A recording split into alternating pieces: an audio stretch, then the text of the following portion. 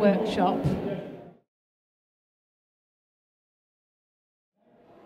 Okay, so I'm Debbie Williams. I'm an NLP trainer and hypnotherapist. Also, I've worked with Dr. Richard Bandler and Paul McKenna for about 22 years now, and this is my son, Alex. Yeah, I'm Alexander Mole Williams. I'm the author of this book, and I'm 12 years old.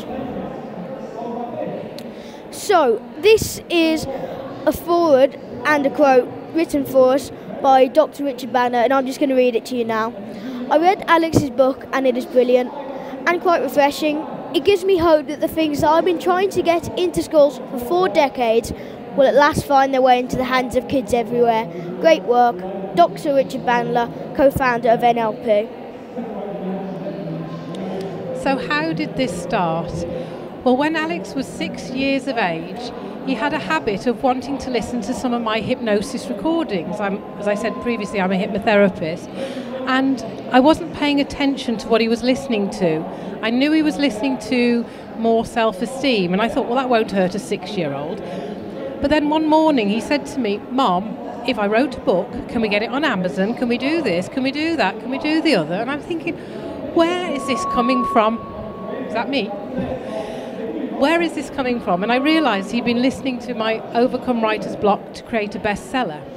And so he started writing some fiction, handwritten books. He's written quite a few. He's got about 28 in various unfinished stages. And then one day I decided to show him a little bit of the spelling strategy that I'd learned from Dr. Richard Bandler. And there actually isn't a spelling strategy. There's various different ways. And so I showed Alex, and he started to interpret it in a way that made sense for him. And so that's where it started. And one of the things that I explained to Alex is how we remember telephone numbers. We don't think of the full 11 digits. It's far too much to try and hold. So we chunk them down. We go 0121 234 5678. And so it's an easier way to hold in our memory. So, here we have a proper word chunked down for you. And I call it the split method because you split the word into 2, 3 or 4 chunks like this. Obviously this is 3 chunks. And when you chunk the word into several parts, it is a similar strategy to how I remember a telephone number, which is what my mom has just told you. Now, what we've got here is I'm going to teach you how to spell the word necessary, and later on we'll teach you some more words and some different strategies of remembering. So, this is the basic method. I hold it up here, and you need to go click, click, click. You sort of need to take a photo in your mind. Remember this. So you take a photo like a camera, click, click, click, and then has everyone got this? Yep.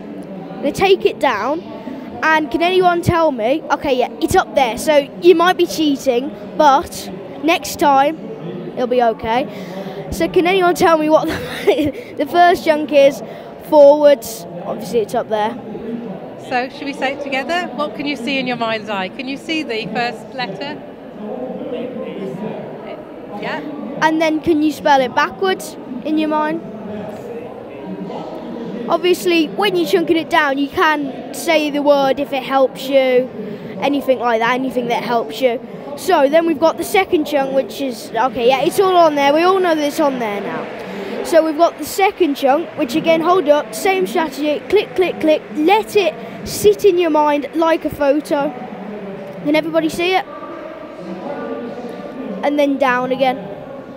So what we're teaching you to do is to exercise the muscle between your ears and to stimulate visual memory. So we're doing it quite quickly here, but by the time we finish this workshop, our goal is that you understand the strategy and we give you some key points of where you can go to learn lots of words for free. And so do you want to hold it up a second time so that people can see it again? Ooh. And the reason we hold it up is because this is where we hold things in our visual mind. You hear cartoons go, let's see, I have an idea. So we're making pictures in mind. So yeah. Okay, and again it's up there, but the final chunk of the word ARY. And we all know what to do. click, click, click. Remember, take a photo, don't wobble about, and then again. And can you repeat that in your mind? You can say it out loud if you want. Do we want to do it one more time quickly so that they see it? Okay. Yeah. So should we do NEC again? Okay. We'll have the final one then NEC. Again, take it, photograph it, and then the first one again. So click, click, click. So you get that in your mind's eye. Now this is the important part. Obviously we've got chunks, but they're chunks. You need to fit them all together, and then you need to fit them all together into the word, and then you need to say the word, either in your mind, say it out loud, say it to someone. Obviously get someone to test you with this method, and then if you want to challenge yourself, you can do it backwards as well to make sure you've really got it. So can everybody remember the first yellow chunk? What was it? Can you see in your mind's eye? I know you can cheat on this one. And because we're teaching you to take a picture, then you should be able to see the word in your mind's eye, and you should be able to go and do each letter backwards. Yeah. And so what's the second chunk that's on the green? ESS, yeah. And so if you're seeing it in your mind's eye, you should be able to go SSE. And then the third chunk on the blue, ARY, YRA. Okay. So Alex, should we teach a few more and explain how some words fall into... Well, yeah. Oh, did we want to click the next slide? Yeah. So, here we have an example of a word which splits into two quite nicely. Now, that fry isn't obviously a word, but there's other ways of remembering it. For example, fry is the first three letters of Friday, and Friday is the end of the school week. But what we're going to teach you is some words which split up into smaller words. Obviously, there's different strategies to remembering. You can do it in syllables. You can do it like any strategy that you want. But I'd say splitting into smaller words is definitely easier to remember, so I'll go and get the word now. So, should we teach them tomorrow? Yep. Or should we do it today? I think we should do it today. Okay, we're going to teach tomorrow today.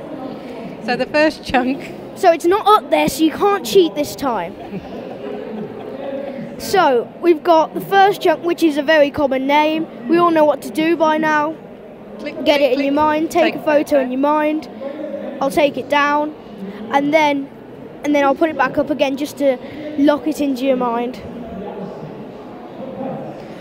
So what is it forwards, everybody? Yeah. And can you see it? What is it backwards? MOT. Which is also, well, it's not. It's sort of a word. It's if you've got a car, you understand. Yeah. Okay. And then we've got then we got the second chunk, which is also another word. So click, click, click. You all know what to do. And then obviously you you repeat it in your mind, and then I'll put it up again. Click, click, click. And click, click, click. And then, well, we've got a new arrival, so I'll just teach the new arrival, and we can go through it again. So what the idea is you get it up there, you take a photo in your mind by blinking your eyelids, you go click, click, click, like a camera. You get that photo in your mind, I take it down, and then see if you can find that picture in your mind and spell that chunk forwards and then backwards. So if we go through the whole word, what was the first little chunk in yellow? TOM, yeah. What was the second chunk in green? Yeah. And the third chunk in blue? Yeah. And if you can see it in your mind, as you start to build that visual memory, you should be able to see the third word up there and read it backwards and say, so what is it backwards? Yeah. And the second, the green backwards. And then we've got MOT.